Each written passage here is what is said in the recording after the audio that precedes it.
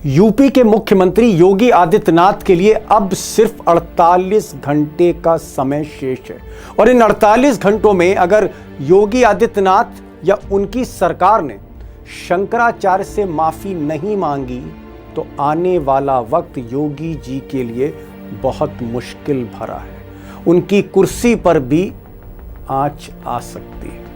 उधर योगी की मुसीबत अमित शाह की लॉबी ने और भी ज्यादा बढ़ा दी है। अमित शाह के खास चेले और उत्तर प्रदेश के deputy chief minister Keshav Prasad Maurya ने फिर दोहराया है कि शंकराचार्य उनके लिए भगवान के समान है और वो सिर्फ शंकराचार्य से प्रार्थना ही कर सकते हैं। असली प्रयास तो योगी जी को करना है, मैं तो सिर्फ प्रार्थना ही कर सकता हूं। सुनिए जरा, मौर्य जी को सुन लीजिए।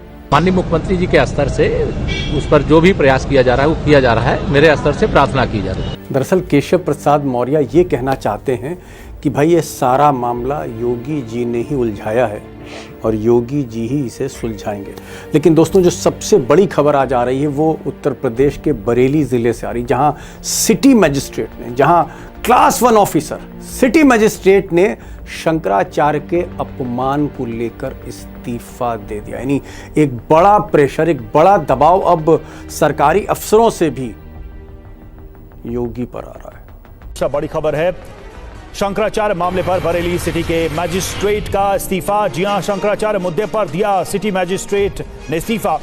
अब दोस्तों, किसी बड़े सरकारी अफसर का इस्तीफा देना, नौकरी छोड़ देना, और वो भी चीफ मिनिस्टर के एक्शन पर, जो शंकराचार्य पे एक्शन हुआ उसको लेकर, मामूली बात नहीं है। और सिर्फ ये विरोध सरकार में ही नहीं है, वहीं सीमित नहीं है।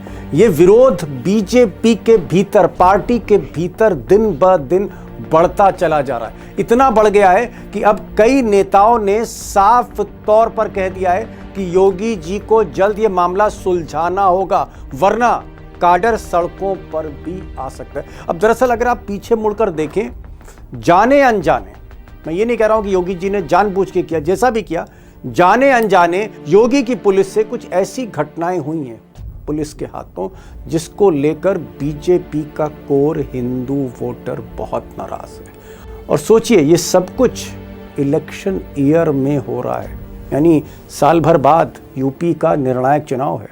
अब दोस्तों, हाल फिलहाल में उत्तर प्रदेश में कुछ ऐसी घटनाएं हुई साधु संत या हिंदुत्व को लेकर, जहां बीजेपी की लीडरशिप भी योगी जी के एक्शन को, पुलिस के एक्शन को पसंद नहीं कर रही। एग्जाम्पल के तौर पर अगर आप देखें तो बनारस घाट पर जिस तरह से बुलडोज़र चला और जिस तरह से वहाँ पर पंडितों से या वहाँ के साधु संतों से राय नहीं ली गई, प्राचीन मूर्तियाँ तोड़ दी गई, मंदिर तोड़ दिए गए, उसको लेकर एक बड़ा ज़बरदस्त विरोध है। शंकराचार्यों ने भी विरोध किया है। इसके अलावा जो माघ मेले में शंकराचार्य का अपमान हुआ, ये तो अपने आप में एक बड़ी घटना है जिसका मसला अभी भी हल नहीं हो रहा है। यही नहीं, प्रयागराज में शंकराचार्य के जो शिष्य थे, साधु थे, संत थे, पुलिस ने जिस तरह से घसीट कर उनकी पिटाई की, उनको मारा है जटा से खींचकर, ये घटना भी कहीं ना कहीं योगी के लिए निगेटिव साबित हो रही है। और सबसे बड़ी बात, कल ही मथुरा में योगी की पुलिस ने कुछ और साधुओं की भी पिटाई की। इस तरह के विजुअल्स वायरल हो रहे हैं। दूसरी तरफ आज प्रयागराज में जहां माघ मेला लगा हुआ है, अपने शिविर के बाहर फुटपाथ पर शंकराचार्य ने गणतंत्र दिवस मनाया। जरा सोचिए, योगी जी के राज में फुटपाथ पर शंकराचार्य गणतंत्र दिवस मना रहे हैं। लेकिन शंकराचार्य अविमुक्तेश्वरानंद ने आज एक बात फिर से दोहराई और बड़ी बात उन्होंने कही। उन्होंने कहा कि प्रशासन, अगर योगी का प्रशासन उनसे माफी मांग लेता है, जो अपमान उनका हुआ या साधुओं की जो पिटाई हुई, माफी अगर मांग लेता है तो वो क्षमा करने के लिए पूरी तरह से तैयार है, यानी वो क्षमा कर देंगे। अब सवाल इस बात का है कि शंकराचार्य अब कुछ ही दिन के मेहमान हैं माघ मेले में। कुछ दिन के बाद वो यहां से उनकी पालकी आगे बढ़ने वाली, प्रस्थान करने वाले हैं, यानी समय बहुत कम है, समय बहुत कम है योगी के अफसरों के पास, योगी जी के पास माफी मांगकर इस मामले को सुलझाने का। अब दोस्तों, एक ही सवाल है, बड़ा सवाल है कि क्या योगी आदित्यनाथ वाकई माफी मांगेंगे, शंकराचार्य के आगे झुकेंगे? और अगर नहीं झुकते, माफ़ी नहीं मांगते, तो फिर मोदी और शाह यानी बीजेपी की लीडरशिप का अगला कदम क्या होगा। और मैं अगले कदम के लिए इसलिए बात कर रहा हूं क्योंकि एक बेचैनी बीजेपी के टॉप लीडरशिप में। उसकी वजह यह है कि जिस तरह से शंकराचार्य का अपमान हुआ, जिस तरह से साधुओं की पिटाई हुई, या फिर यह क्रम जारी रहा और कहीं ना कहीं योगी आदित्यनाथ ने काल नेमी की संज्ञा दी, यानी उन्होंने इशारों में शंकराचार्य को बहुत कुछ कह दिया। इसको लेकर बीजेपी के भीतर बहुत ज्यादा विरोध है, खासकर बीजेपी के हिंदू इकोसिस्टम को लेकर बहुत ज्यादा विरोध है, एक ऐसे वक्त पर जब इलेक्शन बहुत करीब है उत्तर प्रदेश में। तो दोस्तों, आगे क्या होने जा रहा है, योगी क्या करने जा रहे हैं, शंकराचार्य का अगला कदम क्या होगा, बीजेपी का अगला कदम क्या होगा। और आज हमारे साथ प्रयागराज से सीधे लाइव हो रहे हैं सुनील शुक्ला। और सुनील शुक्ला वरिष्ठ पत्रकार हैं, 40-45 वर्षों से वो प्रयागराज में हर धार्मिक राजनीतिक घटनाक्रम को देखते चले आए हैं। शंकराचार्य से कई बार मिल रहे, बल्कि रोज़ ही मुलाकात हो रही है, और सरकार में क्या घट रहा है उसकी भी पूरी जानकारी है। सुनील शुक्ला से ही पूछते हैं कि आगे क्या होने जा रहा है। सुनील जी, एक हफ्ते से ज्यादा हो गया और शंकराचार्य अपनी पोजीशन से टस से मस नहीं हो रहे, अभी भी नाराज हैं। और उधर योगी आदित्यनाथ हम देखें तो योगी आदित्यनाथ ने बजाय सुलह करने के शंकराचार्य को कालनेमी तक की संज्ञा दे दी, इशारों में, बिना नाम लिए। कालनेमी मतलब असुर, असुर मतलब राक्षस। मुझे नहीं लगता है कि भारत के इतिहास में इस तरह का टकराव शंकराचार्य और उत्तर प्रदेश के मुख्यमंत्री के बीच माघ मेले को लेकर कभी ऐसा हुआ होगा। आपको क्या लग रहा है कि योगी आदित्यनाथ कहीं ना कहीं अपने ही जाल में घिरते जा रहे हैं, फंसते जा रहे हैं, स्थितियां बिगड़ रही हैं योगी आदित्यनाथ के लिए? बिल्कुल बिगड़ रही हैं। अगर उनको यह उम्मीद रही होगी कि चूंकि वह स्वयं गिरवावशधारी हैं, एक गोरक्षनाथ पीठ के बड़े मठाधीश हैं, इस कारण से यह विवाद नहीं बढ़ेगा या लोगों के मन में स्वामी विवेकानंद जी के प्रति ही कोई नाराजगी होगी, ऐसा नहीं होने वाला। उससे होता दिख नहीं रहा। और हिंदुत्व की बात करने वाली पार्टी, हिंदुत्व को आगे बढ़ाने वाली सरकार अगर किसी हिंदू धर्म के सर्वश्रेष्ठ धर्मगुरु के साथ इस तरह का व्यवहार करती है तो इसके अच्छे परिणाम तो नहीं आएंगे। मैसेज ठीक नहीं। और यह निश्चित रूप से इससे कुछ मुख्यमंत्री को हासिल नहीं होगा, नुकसान ही होगा।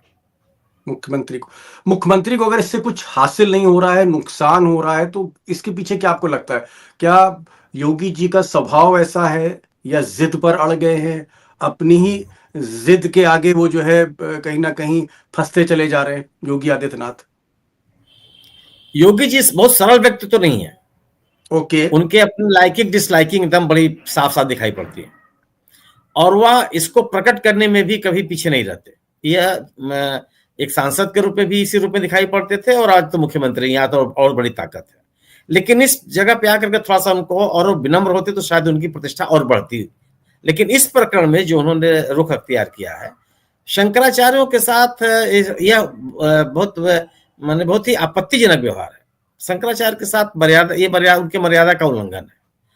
और यह उम्मीद की जाती है कि जो सत्ता है, राज सत्ता है, वो कम से कम धर्म सत्ता के सामने हमारे आपके परिवेश में एक उसके प्रति सम्मान का भाव रखे।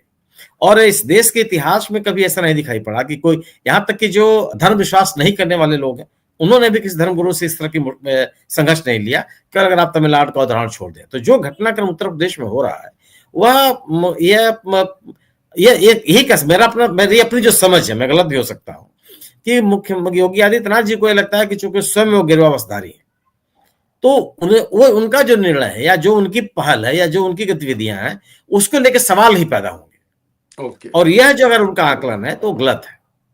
क्या आपको लगता है सुनील जी, क्योंकि आप माघ मेला में हैं, लगातार आप शंकराचार्य के संपर्क में, माघ मेला बार बार जा रहे हैं, आपके घर से कुछ दूर पे माघ मेला गंगा किनारे लगा हुआ है, क्या बाकी जो साधु संत हैं, बड़े बड़े देश के साधु संत हैं, वो भी अब धीरे धीरे शंकराचार्य को समर्थन दे रहे हैं और योगी की आलोचना हो रही है? नहीं, इस घटनाक्रम यहाँ तक कि जो लोग योगी जी के नजदीक कहे जाते रहे हैं वो भी खुल करके इसके इनके विरोध में बोलने की स्थिति में नहीं है। संत समाज इसको कहते हैं आप, या जो माने जो प्रतिष्ठित हैं या लोकप्रिय हैं या जिनके प्रति लोगों के मन बहुत सम्मान है, उसमें अभिव्यक्तेश्वरानंद जी को लेकर के कोई विरोध की स्थिति नहीं है। सब इसकी आलोचना कर रहे हैं और शंकराचार्य तक आलोचना कर रहे हैं लगातार। जैसे अभिव्यक्तेश्वरानंद जी के साथ को लेकर के जो स्वामी द्वारिका के शंकराचार्य जी हैं सदानंद जी, वो लगातार बोल रहे हैं, सरकार की आलोचना कर रहे हैं। उनका भी अब बयान आया कि सत्ता का मत ठीक नहीं है, सत्ता बहुत समय तक रहती नहीं है, इस यहां बोला उन्होंने। इस जो व्यवहार किया गया उसको लेकर के कहा कि यह गौ हत्या के बराबर का आचरण है, शंकराचार्य का अपमान और गंगा में स्नान से रोकना। जो निशिलानंद जी यहाँ पे है पुरी के शंकराचार्य, वो आप अभिव्यक्तेश्वरानंद जी को अपना लाडला कह चुके हैं कि मेरे लाडले हैं। और आप ये देखिए ना कि इस विवाद के कारण से विश्व हिंदू परिषद ने पिछले दिनों ही अभी एक धर्म संसद का आयोजन किया था, जो उनके अपने साधु सन्यासी हैं, लोगों को इकट्ठा करते हैं। वो चर्चा में नहीं होने पाया। चर्चा केवल इसी बात की हो रही है। और उस धर्म संसद में शामिल होने वाले कई संतों ने जो अभिव्यक्तेश्वरानंद जी के साथ जो व्यवहार हुआ है उसके आलोचक है कि ये उचित नहीं है। इसका मतलब क्या हम ये अर्थ निकालें कि बीजेपी का जो हिंदू इकोसिस्टम है, जिसमें बीजेपी, आरएसएस, विश्व हिंदू परिषद, साधु संत समाज, ये जो समाज, और इसमें वोटर भी हैं, कार्यकर्ता भी हैं, क्या योगी आदित्यनाथ के इस कंडक्ट से, जिस तरह से योगी की पुलिस ने साधुओं की पिटाई करी, उनकी जटा खींची, घसीटा, मारा पीटा, ये सब चीजें योगी जी के लिए निगेटिव होती चली जा रही हैं? बिल्कुल होती जा रही है। कि लोगों का मानना है कि प्रयागराज मेला प्राधिकरण के वरिष्ठतम अधिकारी, इसको किसी अमीन पटवारी लेखपाल कानूनगो ने नहीं अंजाम दिया ना। जो सर्वश्रेष्ठ अधिकारी है उस समय घटनास्थल में मौजूद थे। वो लगातार बाकायदे मीडिया से बात करके उनके मतलब पुलिस कमिश्नर थे, डीसीपी, बाकी सारे इलाहाबाद के पुलिस कमिश्नर, इलाहाबाद मंडल के आयुक्त, इलाहाबाद के जिलाधिकारी, मेला अधिकारी, उनके सहयोगी, इस सब पे सब उस समय मौजूद थे जब उनको स्नान करने से रोका गया, या उनके जो शिष्य उनके साथ चल रहे थे उनकी पिटाई की गई, उनको पुलिस चौकी में ले जाकर के उनको पीटा गया, जो बाकायदे आरोप लग रहे हैं और बाकायदे उनका वीडियो वायरल हो रहा। तो कोई ऐसा सामान्य कर्मचारी नहीं है। और ये अधिकारी अपने स्तर पर अपने इनिशिएटिव पर इस तरह का व्यवहार करें, ये सहज नहीं लगता।